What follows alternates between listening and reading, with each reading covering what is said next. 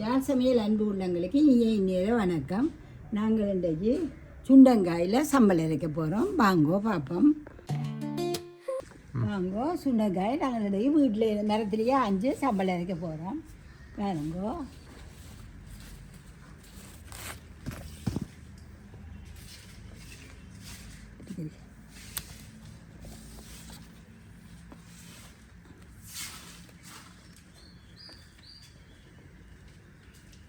இது இப்போ மழை நேரம் பண்ணுறோடையாக ரோட்டுகளில் வளவுகளுக்கெல்லாம் நிறைய காய்ச்சிருக்கும்.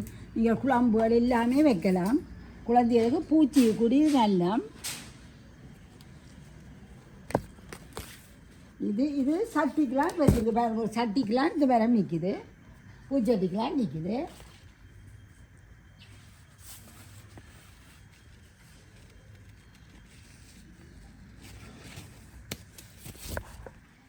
வாங்கோ இப்படியே எல்லாத்தையும் சுற்றி சுற்றி ஆய்வோம். வாங்கோ அஞ்சதில் ஒன்றா துப்புரவாக்கி எடுத்துருக்குறோம். துப்புரவாக்கி கழுவி எடுத்தாச்சு. இதுக்கு செத்தல் மிளகாய், வெங்காயம், உள்ளி, உப்பு, புளி, கொஞ்சம் கருவேப்பிலை, அதோடு தேங்காய். நாங்கள் இன்றைக்கு சரியான மழையும் கரண்டும் இல்லை எங்களுக்கு. அதனுடைய கொஞ்சம் தான் இப்போ உங்களுக்கு செய்து காட்ட போகிறேன். உரலில் இடித்து நீங்கள் இதே மாதிரி இப்போ இந்த மிக்சியில் அரைச்சோ அம்மியில் தண்டியோ செய்யுங்கோ. இப்போ நாங்கள் எண்ணெயை கொஞ்சம் விடுவோம்.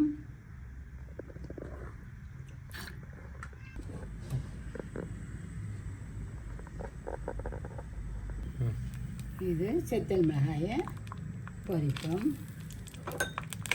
அது வளர்ந்ததுக்கு நாங்கள் இதை ரெண்டாக பிளக்கம் முடித்து இந்த சுண்டங்காயை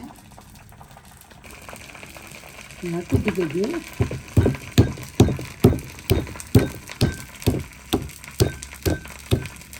கழுவிட்டு தானே வச்சாருக்கு. நீங்கள் கழுவ தேவையில்லை. இது இந்த விதியெல்லாம் நிறைய சத்து இருக்குது. அப்படியே எல்லாத்தையும் மெல்லமாக தட்டி தட்டி வைங்க. வாங்கோ உரக்குவோம். மிளகாயை நல்லா முருக விடுங்கோ. அடிக்கிற சோமாயம் இருக்கும் உங்களுக்கு. இனி நாங்கள் இந்த வெங்காயத்தை போடுவோம். நல்ல மெல்லிய நெருப்பில் விட்டிங்கன்னா வரைஞ்சி நல்லா வரும்.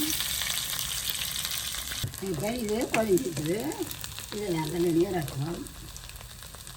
இந்த இறக்க முதல் நாங்கள் இந்த புளியையும் கருவேப்பிலையும் ஒரு போட்டுட்டு இறக்குவோம்.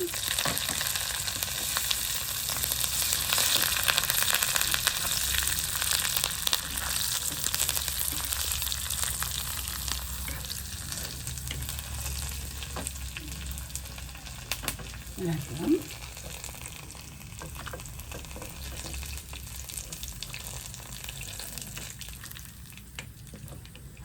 இன்றைக்கு இலங்கையில் வடமாகாணம் முழுக்க கரண்ட் இல்லை. இதை போடுவோம். இதெல்லாம் இடித்து வச்சாச்சு. அதை போடுவோம். இது குழந்தைகளுக்கு நீங்கள் கட்டாயம் செய்து கொடுங்க. ஒரு பூச்சிக்கும் நல்லா நிறைய அயன் சத்து நீங்கள் இருக்குது. இந்த குழம்புகளுக்கு சாப்பிடாது நீங்கள் அழைச்சிங்கன்னா தெரியாது. அப்படியே சோத்தோட செஞ்சு போட்டு சாப்பிட வச்சு சுடுங்க பிள்ளைகளுக்கு. இது பாருங்க கொஞ்சம் கொஞ்சமாக நிறம் மாறிக்கொண்டு வருது. இன்னொரு 2 நிமிஷம் போக இதை இறக்கலாம். மேல் தோல் நல்லா முறுமுறண்டு வருது. இப்போ நாங்கள் அரைக்கிறதில் இதை செத்த மிளகாயும் உப்பையும் போட்டு இடிப்போம். அது முருகத்துக்கிடையில் இடிச்சிடலாம்.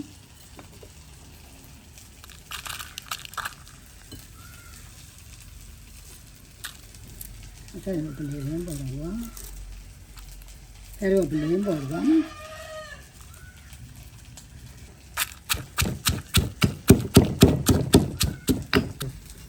வாங்கும். இது ஒரு வடிவாக தெரியும். நல்ல வடிவாக இந்த மீன் தோலெல்லாம் முருகின மாதிரி நல்லா வந்துடுது. பச்சை தன்மை போயிடுது. நாங்கள் இதையும் இறக்குவோம்.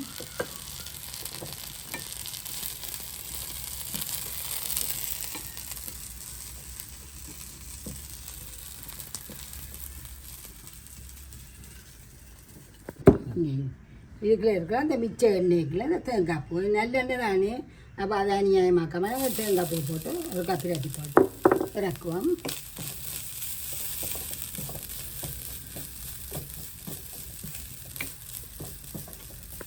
அடுப்பு பண்ணி காட்டுவோம்.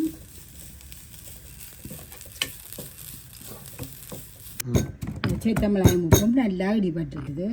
இனி நாங்கள் இந்த சின்னங்காயெல்லாம் போட்டு வைக்க போகிறோம்.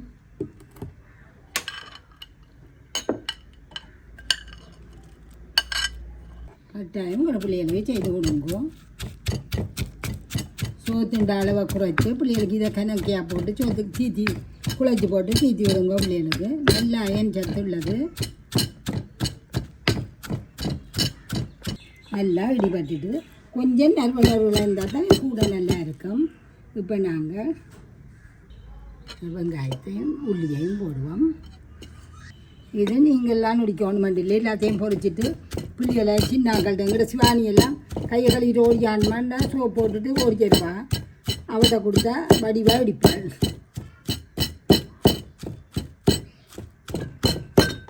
மிக்சியில் அரைக்கிற பக்கம் இப்படி செய்கிறது ருசி கூட இருங்கோ. நல்லா இடிபட்டுட்டுது. அடுத்தது நாங்கள் இந்த தேங்காய் பூவை போடுவோம். நீங்கள் ஒருக்கா செய்தீங்கன்னா திரும்ப திரும்ப இதை செய்வீங்களேன்றா அவ்வளோ ருசியாக இருக்கும்.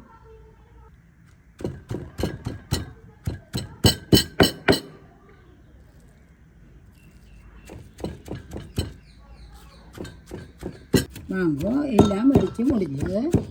நாங்கள் இதை இறக்குவோம். இது நாங்கள் மிக்சியில் அரைக்கிற பார்க்க இப்படி அரைக்கிறது ருசியோட. இது போட்டு நான் உங்களுக்கு தூதுவளம் சம்பல் இதே மாதிரி தான் போட்டினான். இந்த மலைக்கு அதுவும் நல்லா படர்ந்து போய் இருக்குது. அதையும் போட்டு அடிக்கடி கொடுங்க பிள்ளைகளுக்கு. இதே மாதிரி செய்திங்கன்னா எப்படியே வரும். குழந்தைகளுக்கு செய்கிறான்னு சொன்னால் ஆக சின்னாக்களுக்குன்னு சொன்னால் சித்தல் மிளகாய்ன்ற அளவாக குறையுங்கோ. இதோட ஒரு ரசமும் வச்சுக்கன்னா நல்ல ஒரு சாப்பாடாக இருக்கும்.